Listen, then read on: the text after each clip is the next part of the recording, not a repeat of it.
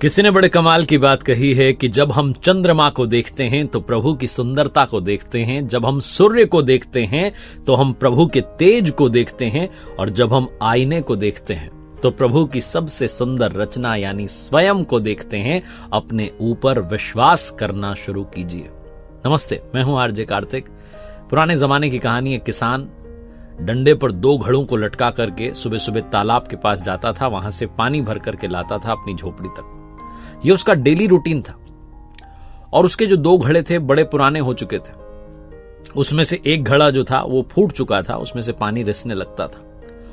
और किसान जब तक घर पर पहुंचता था तो 2 घड़े पानी की जगह सिर्फ 1.5 घड़ा पानी पहुंचता था।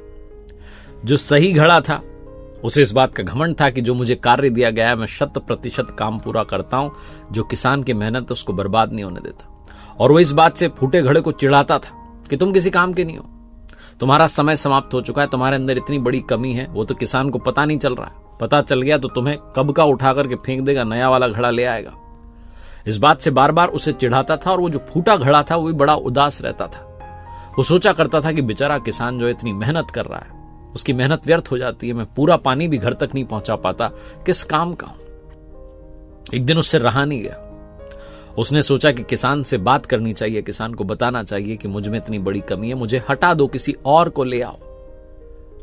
तो उसने कह दिया कि मालिक, आप इतनी मेहनत कर रहे हैं लेकिन व्यर्थ हो जा रही है। आप 2 घड़ा पानी भर करके लाना चाहते हैं तालाब से सुबह सुबह, लेकिन मैं फूट चुका हूं, मुझ में से पानी रिसने लगा है। आप 2 घड़े की जगह घर पर सिर्फ 1.5 घड़ा पानी ही ले जाते हैं। और अब समय आ गया मालिक कि मुझे आप छोड़ दें, मेरी जगह किसी और नए घड़े को ले आए। आपसे दूर होकर के बुरा तो लगेगा, लेकिन समय आ गया तो आ गया। किसान ने कहा, अरे सुनो, उदास नहीं होते, मन छोटा नहीं करते। कल सुबह जब हम फिर से आएंगे तो वापसी में सुंदर सुंदर फूल दिखेंगे, उन्हें देखना। अगली सुबह वही रूटीन किसान ने फॉलो किया। जब वो गया, वही डंडे पर दोनों तरफ घड़े लटका करके तालाब में से पानी भर के लाया, तो जो फूटा घड़ा था उसने देखा कि सुंदर सुंदर फूल जो है रास्ते में थे। उसका मन थोड़ी देर के लिए प्रसन्न हुआ, उदासी थोड़ी दूर हुई। जब झोपड़ी में आए, किसान ने आकर के वो दोनों घड़े रखे तो फूटे घड़े से पूछा कि बताओ कैसा लगा आज, थोड़ा मन ठीक है? उसने कहा, हाँ, रास्ते में तो बड़ा अच्छा लगा, मन प्रसन्न हुआ, सुंदर सुंदर फूल देखने को मिले, लेकिन फिर से उदास हो गया हूं। आप पूरा घड़ा भरकर लाए थे, आधा ही घड़ा पानी रह गया। आपकी मेहनत फिर से 1.5 हो गई, 2 नहीं रह पाई। किसान ने कहा, अरे तुम भूल गए, तुमने शायद ध्यान नहीं दिया, जो सुंदर फूल थे वो तुम्हारी ही तरफ थे। दूसरी तरफ जो सही घड़ा है उस तरफ कोई फूल नहीं थे, सिर्फ तुम्हारी तरफ थे। पता है क्यों? क्योंकि मुझे बहुत समय पहले से पता है कि तुम फूट चुके हो, तुम में से पानी रिसने लगा है। तो मैंने क्या किया, मैं बाजार गया, वहां से बीज लाया, और पूरे रास्ते में, जब हम तालाब से झोपड़ी तक आते हैं, घर तक आते हैं, पूरे रास्ते में उन बीज जो थे उनको बो दिया।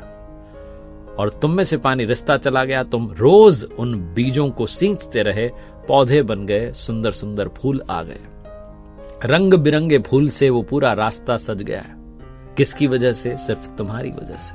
मुझे तुम्हारी कमी पता थी, लेकिन मैंने उस कमी को ताकत बना दिया।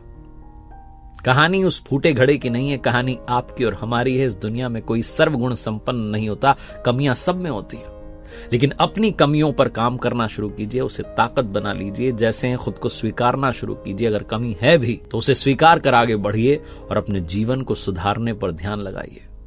क्योंकि अगर आप ऐसा करेंगे तो फूटे घड़े की कीमत भी सही घड़े से कई गुना ज्यादा होगी। एक बार फिर से वही बात जो अक्सर कहता हूं, कर दिखाओ कुछ ऐसा कि दुनिया करना चाहे आपके जैसा। मेरी नई किताब को प्यार देने के लिए बहुत बहुत धन्यवाद। कर दिखाओ कुछ ऐसा बुक आप Amazon से या फ्लिपकार्ट से ऑर्डर कर सकते हैं, या आपके पास वाले बुक स्टोर से खरीद सकते हैं। अगर आप पर्सनैलिटी डेवलप करना चाहते हैं, कुछ कोर्सेज हैं मेरी वेबसाइट rjkartik.in पर। उम्मीद है आपके काम आएंगे।